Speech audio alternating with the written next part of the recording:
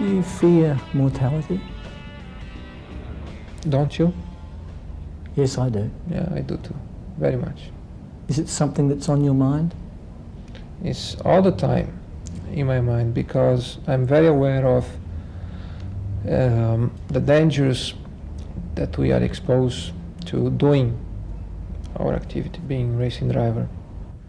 The fact that you are aware of it, it is important because it determines certain limits which you are prepared to go to and not exceed. And in that respect, it determines then like a self-preservation feeling that you have towards your activity. So there's so far that you would go? For sure. Well, do you think that fear will one day cause your retirement? It could. He had millions of fans right around the world, and he was by far and away the best modern-day Grand Prix driver. And it's a very sad day for motorsport and also for the many fans that he had. How did you get on with him? Very, very well. I found him an absolute delight to be with. I think he was a far different person than what his reputation or a lot of people perceived him to be. He was very centred and very channelled and very single-minded when it came to motorsport. He lived and breathed for it, and that's all he wanted to do, and he didn't suffer fools gladly. But away from the circuit, he actually had a very good sense of humour and was a great guy to be with. That didn't come through, did it? He seemed such a taciturn, a dour, very focused man behind the wheel. Well, that's right, and he would be at the circuit long after many of the drivers would have gone back to their hotels. He was very single-minded when it came to motor racing.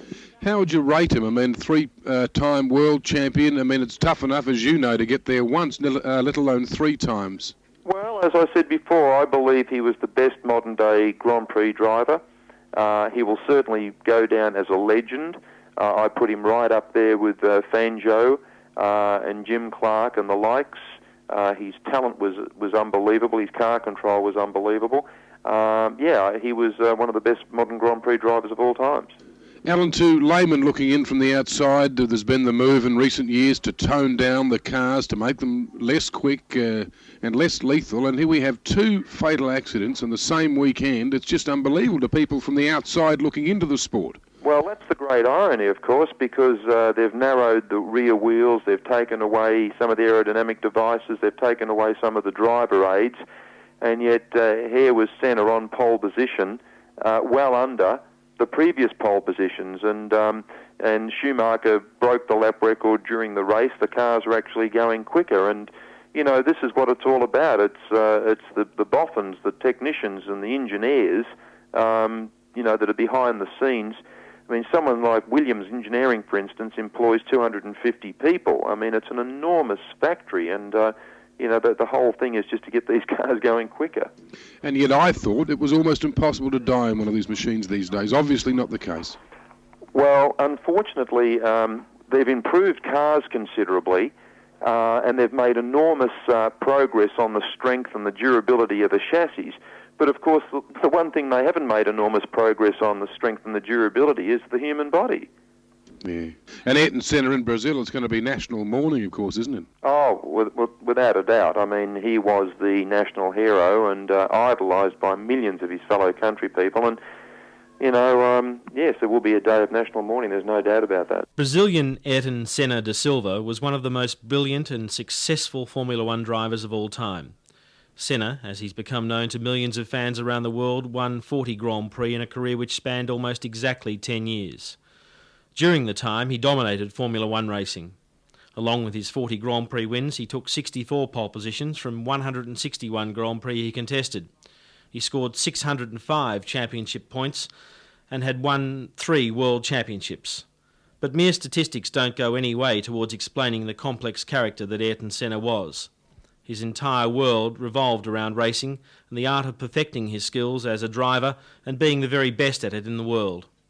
The late New Zealand World Formula One champion Bruce McLaren once said, "To do something well is so worthwhile that to die trying to do it better cannot be foolhardy.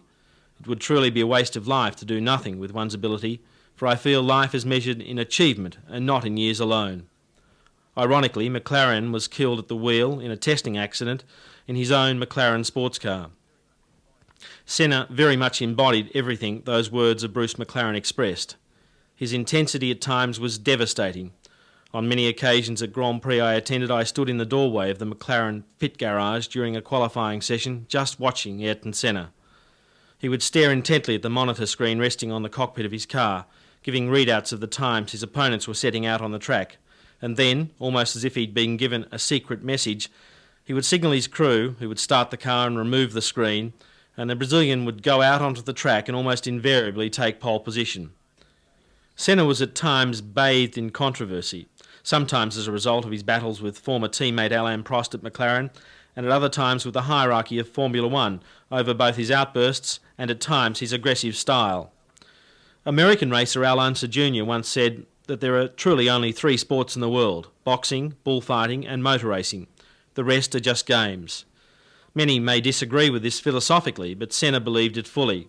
He realised the dangers and knew the possibility was always there that he might give his life to motor racing.